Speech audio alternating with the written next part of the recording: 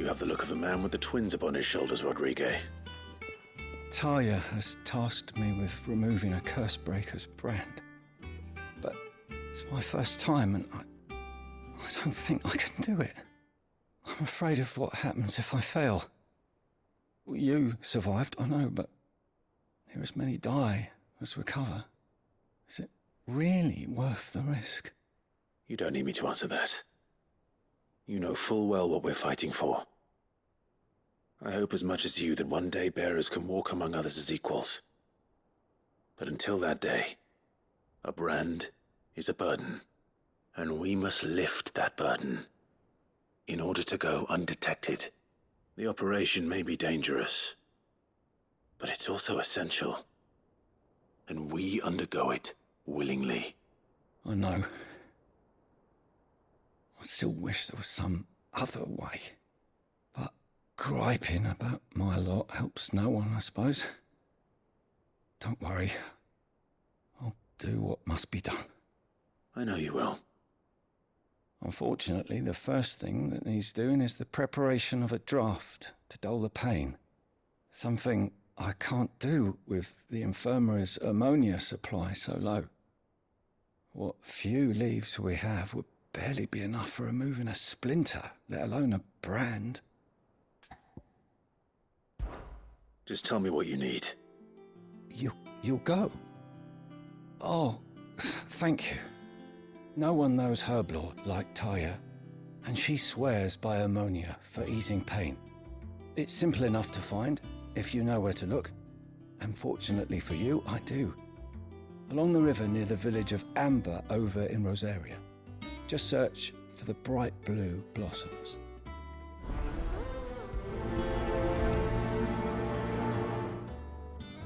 If we could get ammonia to grow here in the hideaway, we wouldn't have to risk our lives to gather it.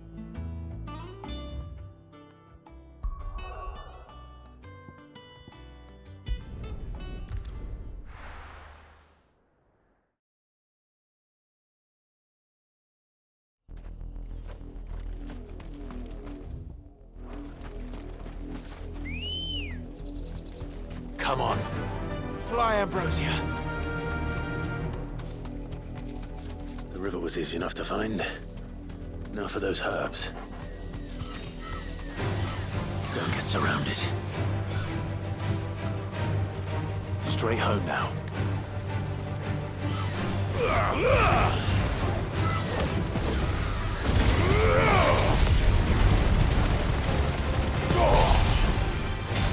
Hold on! Kill! It's over!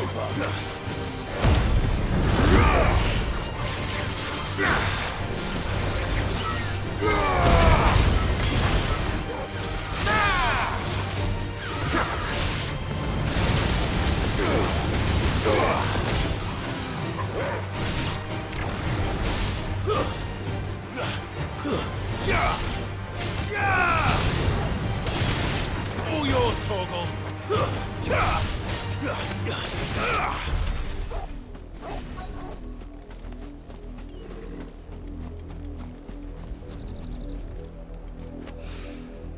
This is the only plant around here with blue flowers. I hope it's the right one.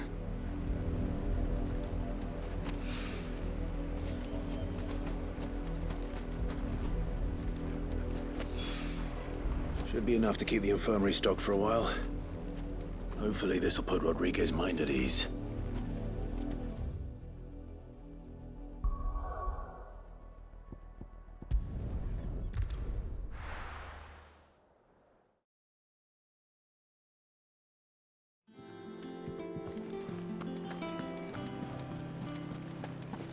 The little uns have been up to their old tricks again.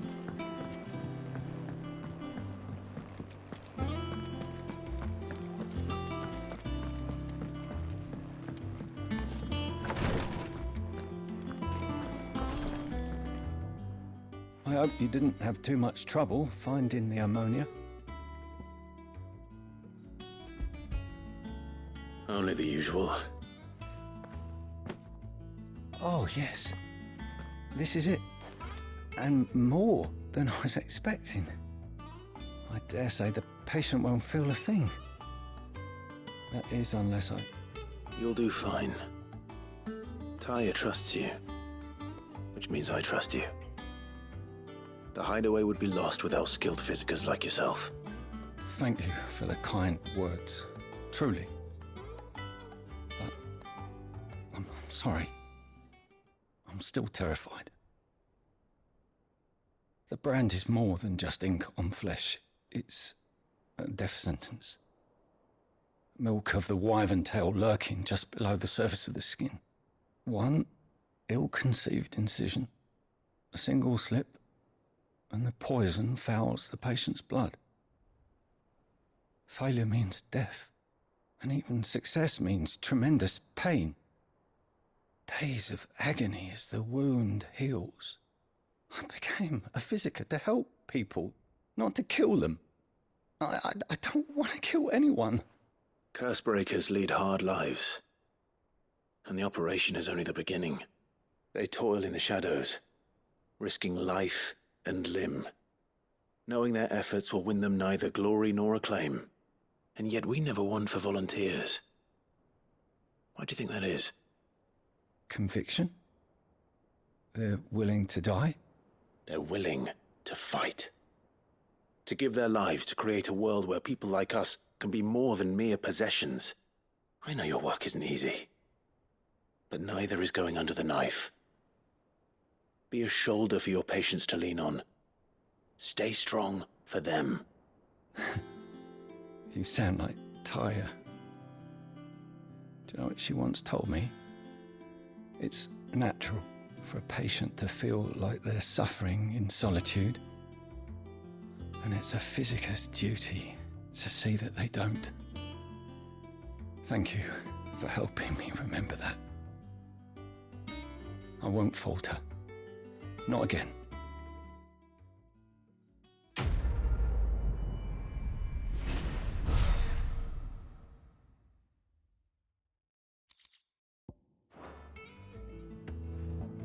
I'm sorry I let my fear get the better of me.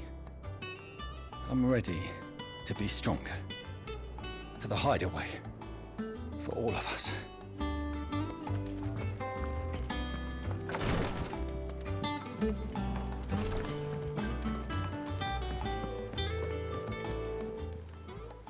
Oh, I wasn't expecting you back so soon.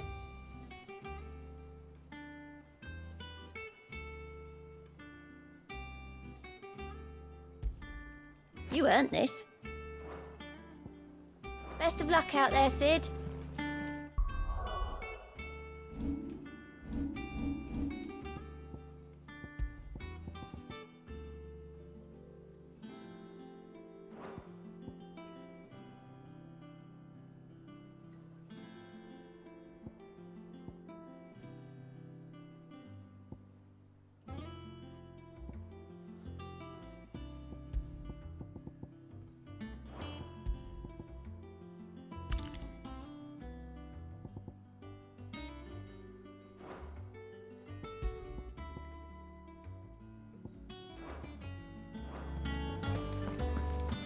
Yeah. What's everyone whispering about?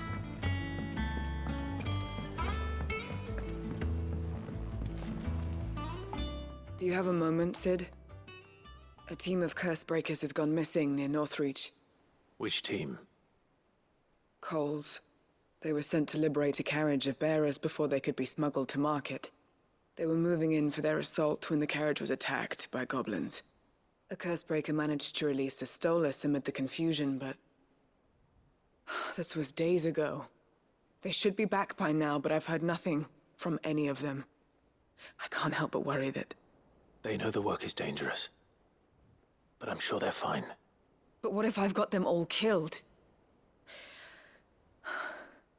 Before they go out, I always remind them why we're doing this, what they escaped, and what we're freeing people from. But I never really thought how my words might affect them. What risks they might take because of the things I've said. I'll go and find them. We'll both rest easier knowing they're safe.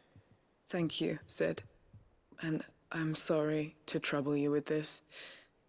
The plan was to intercept the slaver somewhere in the Dragon's Eyrie.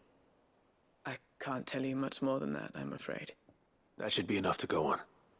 If they were there, Torgal will track them down.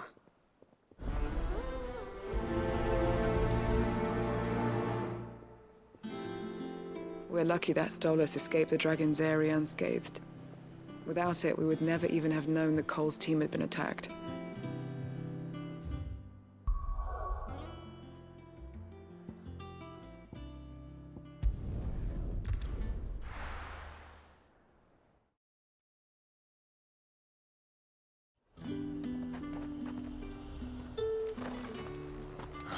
Slavers don't even bother.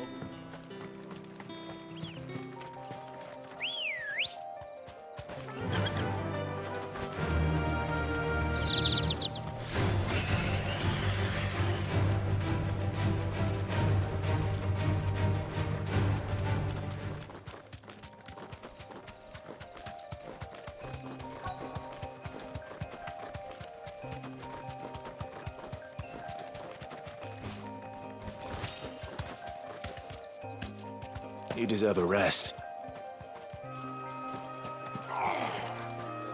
Get me back on my feet, or tear those bastards' heads off. Stay still, you damned fool. Unless you want to bleed to death. Cole, I'm glad you're in one piece. Just about. Sid, if you don't mind me asking, what are you doing here? Doris sent me to find you. She hasn't heard anything since the attack. She's been worried about you. I sent a runner to the Dame in Northreach. The hideaway should have learned of our survival yesterday. Well, I'm here now. And it looks like you freed the bearers. Only some. The rest locked themselves in the slavers' carriage rather than fleeing when they had the chance. I want to help them, Sid. But we're barely in any state to protect those few we did save. You made the right decision. Now where's the carriage? The goblins may still be out there. You have duties to attend to here. See to the injured. I'll handle the rest. All right. Just follow the path to the south. You'll come across the carriage soon enough. And please, hurry. If the beastmen get to those bearers, the poor souls will be eaten alive. I won't let that happen. Thank you. And Sid, it's good to see you. Don't thank me just yet. When the goblins drove off the slavers' guard, I thought they might be doing us a favor. Damn fool.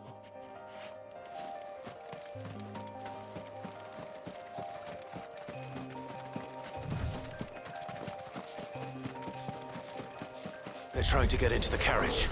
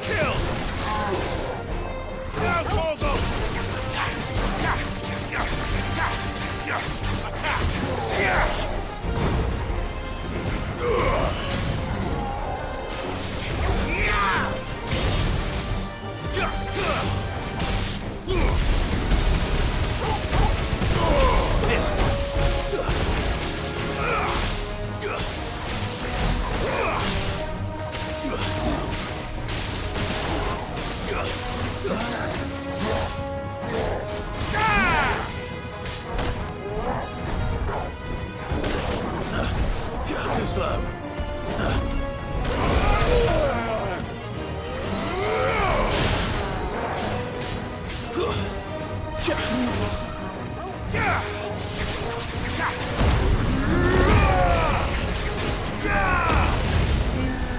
Fire and all yours, Torgal.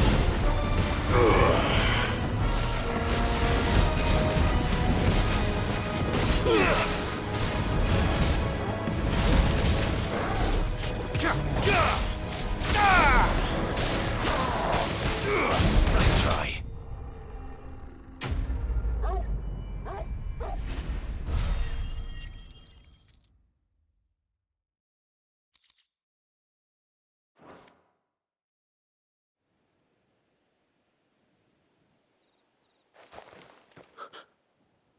Who are you?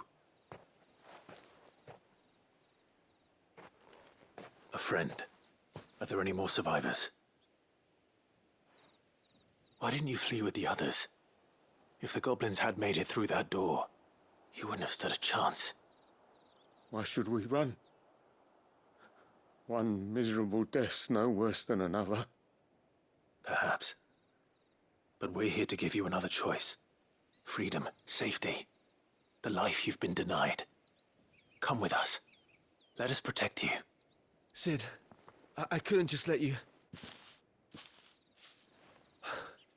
You weren't too late then. Thank the gods. This man risked his life to save yours. To give you a second chance. Fine. Do with us what you will. What we'll do with you is take you to safety. After that, it's up to you. Your lives are your own now. You can leave the rest to us, Sid. We'll get everyone back to the hideaway. Thank you. I'll let Doris know we're expecting new arrivals.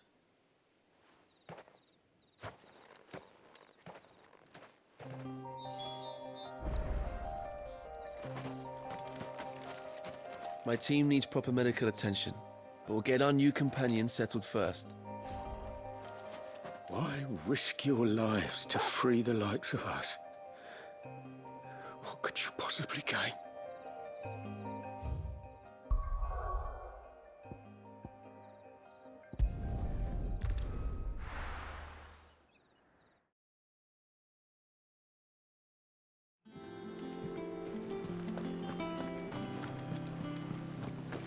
The little ones have been up to their old tricks again.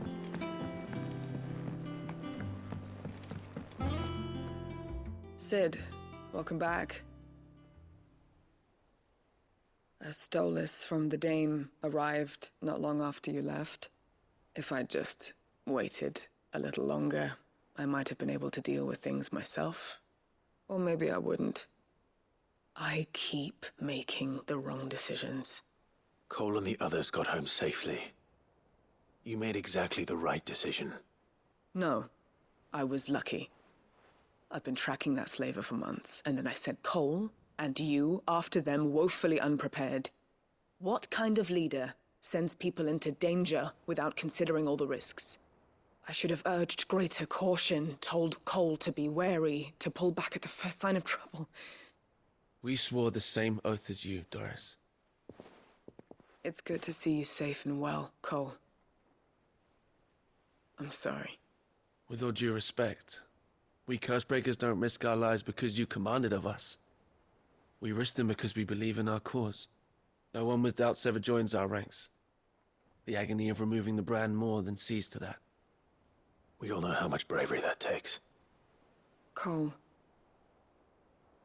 I never doubted your courage. Only my ability to see it put to good use. Thank you for your faith in me. I'm not sure I deserve it. I sometimes wonder if I might prefer to risk death alongside the others than ask it of them. But I'm a Cursebreaker. I swore an oath too. I have a role to play, and I must trust that I'm the right one to play it. You will. In time.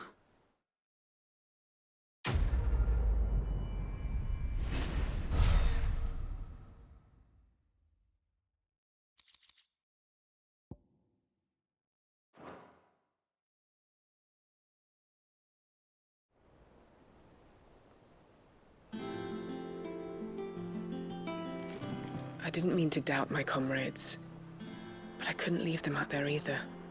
I need to trust them more, I see that. But that doesn't mean I need to care about them any less.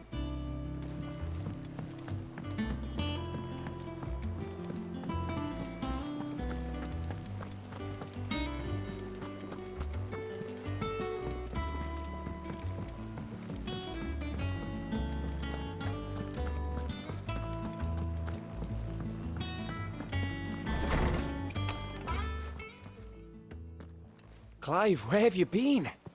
I've been wanting to ask you something about Torgal. Where did you get him, like, in the first place? My father brought him back from one of his expeditions into the Northern Territories. They were crossing a snowfield when they heard his cries, and, seeing no sign of his pack, they took him in. What do you reckon, Torms? It certainly adds weight to the theory. Clive, I believe that Torgal may be no mere hound, but a rare frostwolf, an animal native to the far northern reaches of Valisthea. In one of our oldest bestiaries, I found reference to a frostwolf who served as guardian to an ancient queen of the north. Such was his mastery over ether, he could cast magics on command. His name was Fenrir. Fenrir the Frostwolf. Now, the annals do not state it explicitly, but I have reason to believe this queen was a dominant of Shiva, a girl from the Northern Territories and her faithful hound. One awakens as the dominant of Shiva, and the other? You're saying that Jill granted Torgal his powers? What? Just like Fenrir. People called him my hound, but Torgal and Jill were inseparable. He grew up as a faithful companion to the dominant of Shiva, and years later, his powers awakened, just when his master needed him the most. You're right. If it weren't for Torgal blasting those bastards to Kingdom Come, Jill would have been for it. Quite. Though Torgal's power is his own, his latent birthright as a Frostwolf. It had only to be unlocked. Oh, get you, Torgal! You're an even finer hound than we thought. And regarding your original concern, you need not fear for Torgal's health. Why, the beast has the appetite of a behemoth. Just this very morn, I found him with his nose buried in my nuts. There you are! I've been looking everywhere for you. Bernard's here. I need you to introduce us so we can get to work. I shall be a moment.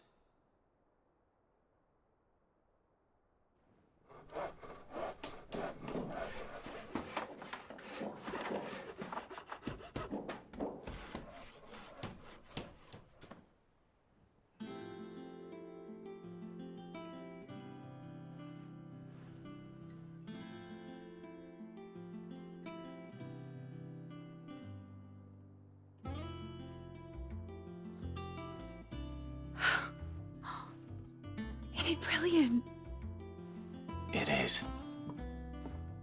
Well, I couldn't have done it without you. You and everyone else. But I promise I'll pay you back. I'm gonna work my fingers to the bone for you lot, starting right now. Just you wait. I'll make wonders like this world's never seen. Then I look forward to seeing them.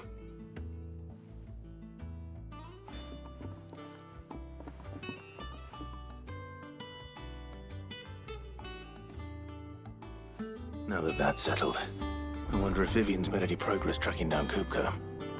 We have everything we need to begin work in earnest. And work in earnest we shall.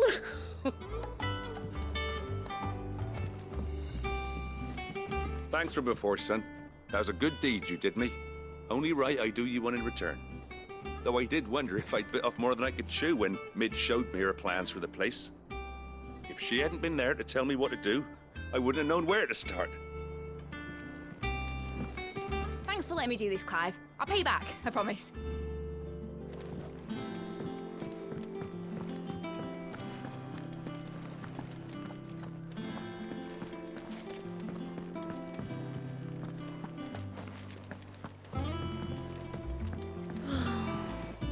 I wish Miss Midador would let us help her with her dungeoneering.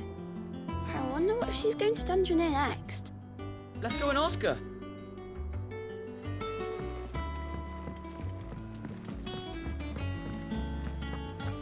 I think I'll wait till Mid's away to take a tour of her. Blackthorn may be the manliest of men, but he does lack...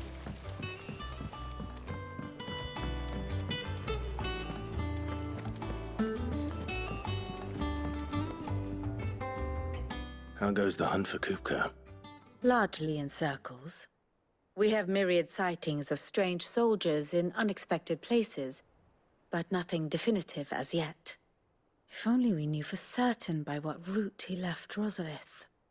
Well, keep at it. If anyone can piece this puzzle together, it's you. And I'm willing to wait as long as it takes.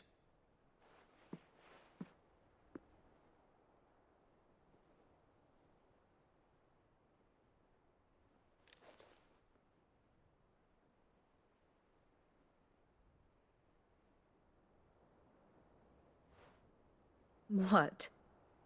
Here? Would that be a problem? Do you know, Clive? I believe it a mercy that you didn't inherit your father's throne. Your poor people would surely live in fear of you. You have nothing to worry about on that front. I won't be claiming his crown. That is a relief. Clive, have you got a minute? We, have a guest. A guest?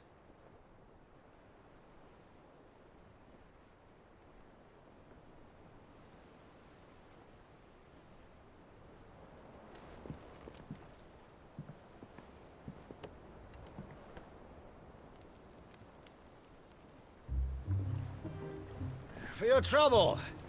It was a pleasure, in hindsight. Uncle Byron? Clive, my boy! Tap a cask and stoke the ovens, for your favourite uncle is here!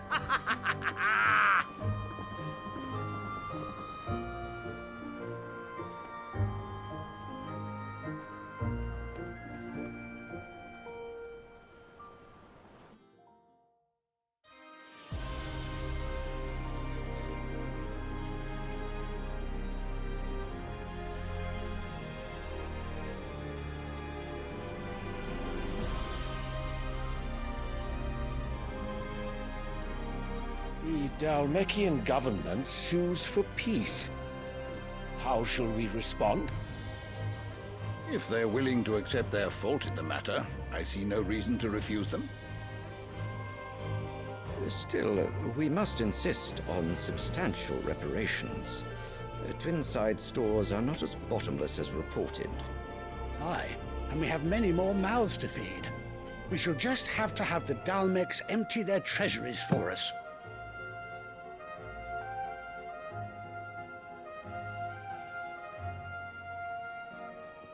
Of course, none of this would have been possible without your timely intervention, Prince Olivier. Indeed, I doubt any of us would have had the courage to trade words with the mighty Titan, nor less the wit to win him over. The Empire owes you a great debt. May the blessing of the crystals go with you, Your Highness. May the blessing of the crystals go with you. Very good.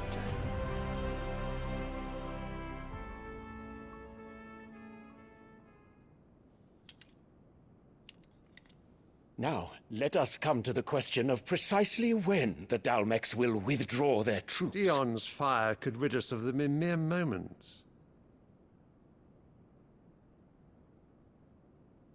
The men of the Fist will not withdraw until a peace treaty is concluded. So let us keep the negotiations open, give them time to gather what gold and trinkets they can, and once they deliver that which we demand, what worth is a piece of parchment? Your Radiance, were Prince Dion to take the field, the enemy would surely send their own dominant to meet him. And while His Highness would of course prevail, there would be heavy losses on both. You need not fear Hugo Kupka. He is engaged on the Western Front. Even were the Dalmeks to send for him, he would not arrive in time. As much as I would enjoy witnessing a clash between Bahamut and Titan, it is not to be. And what of your subjects, Your Radiance? If the fighting spread to the city proper, the people would bear the brunt of it. There will be losses, it is true. Yet for every citizen who falls, another can be bred. For every home that burns, another can be built. The Empire will live on.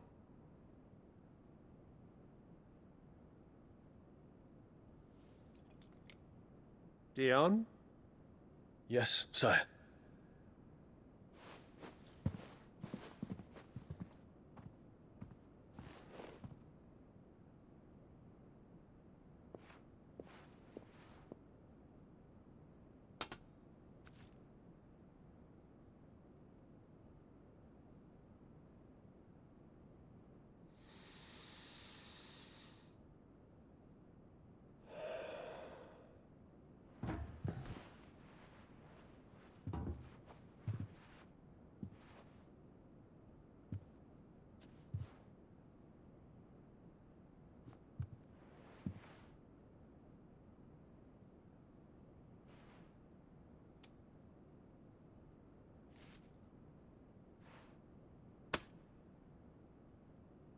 Prepare for battle. But sire... Do not make me repeat myself. Return to your camp and await my orders.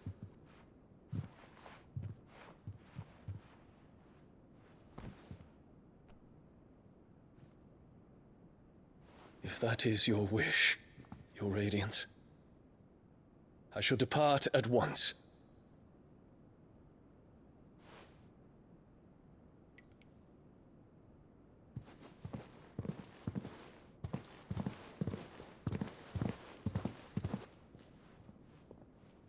May Gregor forgive you.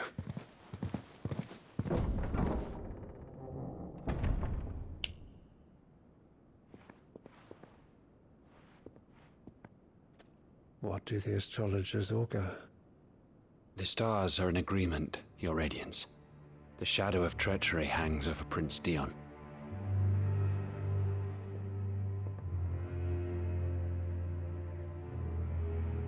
So Annabella's tales were true. You disappoint me, Dion.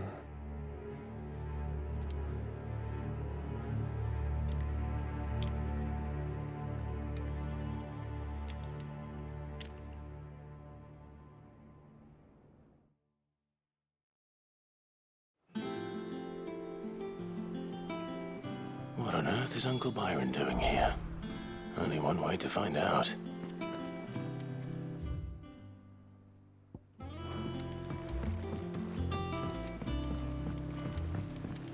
The little ones have been up to their old... It's just one thing after another around here.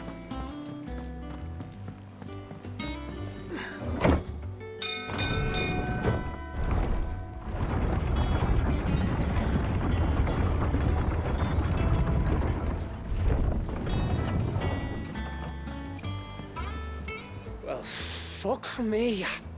Never thought I'd see the day Lord Byron Rosfield of the Seven High Houses came to tea.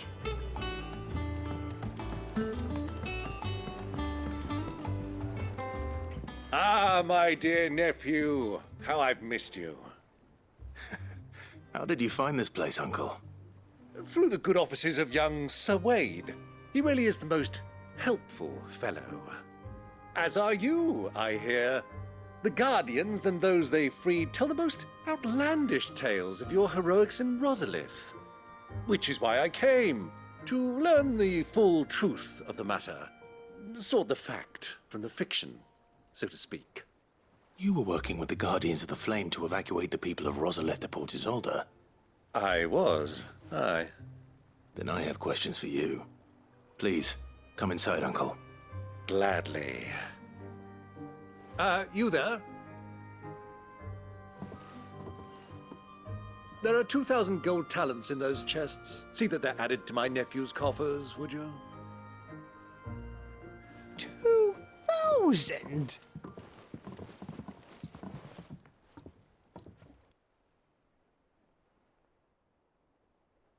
And I'm afraid that is all I know. A fleet sailing south past Port Isolde. Most intriguing. Forgive me for not being able to tell you more. I hadn't the faintest idea Kupka withdrew wounded from Rosalith. Still less that my own nephew dealt the decisive blow. What do you think, Vivian?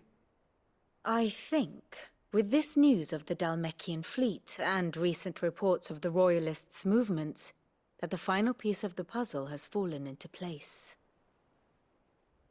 Come here and I'll show you.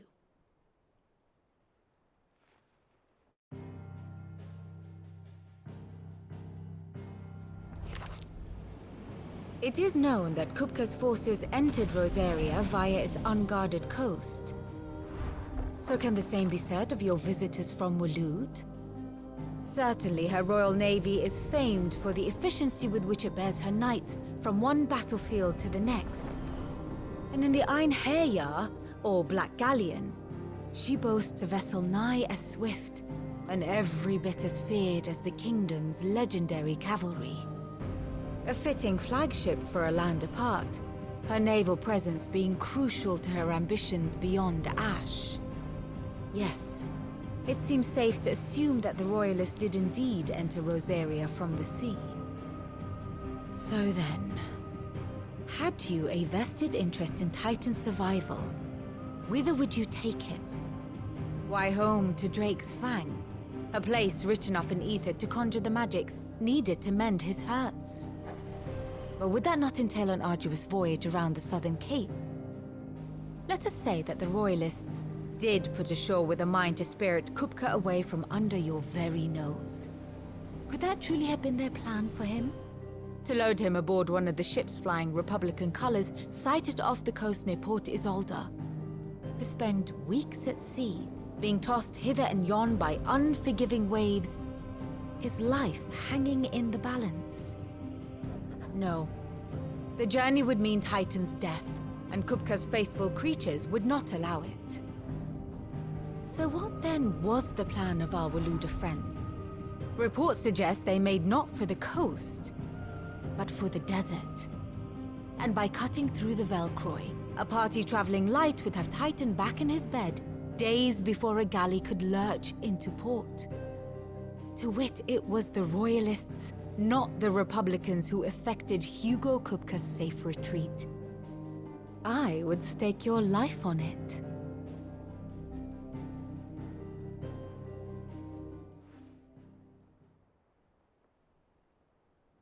So it was the Waluders who spirited the wretch away. Now I think about it, there was something a little strange about the ships I saw. The men seemed almost crestfallen, as if in mourning, as if they believed, or were made to believe, that their master was dead. You have a keen mind, Lord Rosfield. And you have your answer. To find Kupka, you have merely to follow the Royalist trail across the Velcroy. It may well have gone cold by now, but as they say in the Republic, all roads lead to Drake's Fang. Allow me to accompany you part of the way. As luck would have it, I had intended to journey Canberward on business after visiting you here. The Fang would be but a short detour. I'd be glad of the company. Give me a moment to make ready. I need to tell my friends what we've learned, and where we're going. Very well, but be quick about it, my boy. Time waits for no man.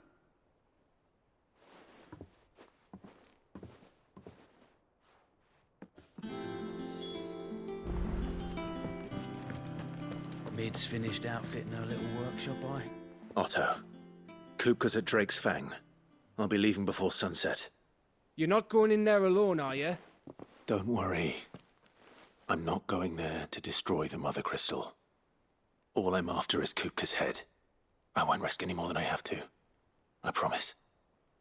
The Lancer and the Fang are all Kupka's personal fiefdom. You have any trouble on the way, you ask for Rosina Dalamil.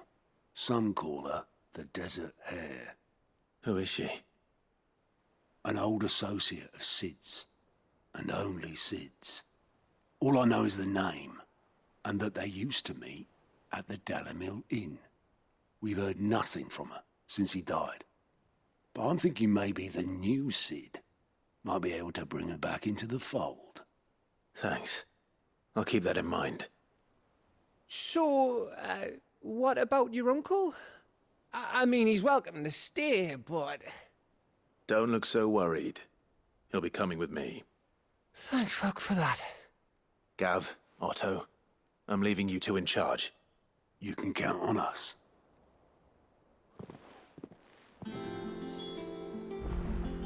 I heard they call Rosina the Desert Hare on account of how little escapes her ears. That and her habit of bolting at the first sign of danger. But if she knew Cid was looking for her, she might just be tempted back out of her burrow. What's wrong, Gav? It's this gold your uncle gave us. Are you sure it's all right for us to take it? My uncle isn't easily refused, especially where dispersing his wealth is concerned. But 2,000 talents? I don't even know how much that is in Gil. It's the price of a quayside mansion in the Crystalline Dominion. He sold one to fund our endeavor. He was hoping to part with it anyway, what with war brewing in the region. And, luckily for him, a Sambraquois noble was willing to pay over the odds for a foothold in the Holy Emperor's neighborhood. But still, 2,000 talents? I mean, is it normal for nobles to give away that kind of money? It's normal for my uncle. Fuck me. Oh, the other half live, eh? Well, now that we've got a few gil to rub together, do you think it'd be all right if I splashed out on a few bottles of Lost Wing's finest? Here, leave some for the rest of us, Otto. If he's filling his cellar, I'm filling our larder, starting with a barrel of the best salt-cured northern salmon. I'll leave you to decide how best to use it. Just don't spend all at once, all right? I've never seen a crate full of gil before, let alone two. Your uncle certainly knows how to make an entrance. I heard they called Rosina the Desert Hare on account of... May the winds of fortune be forever at your back, Cid. Don't say that. The last thing you need when you're crossing the desert is for the wind to pick up.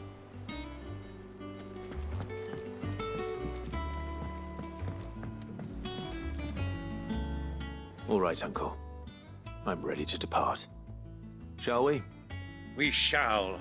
Come, let us away to adventure.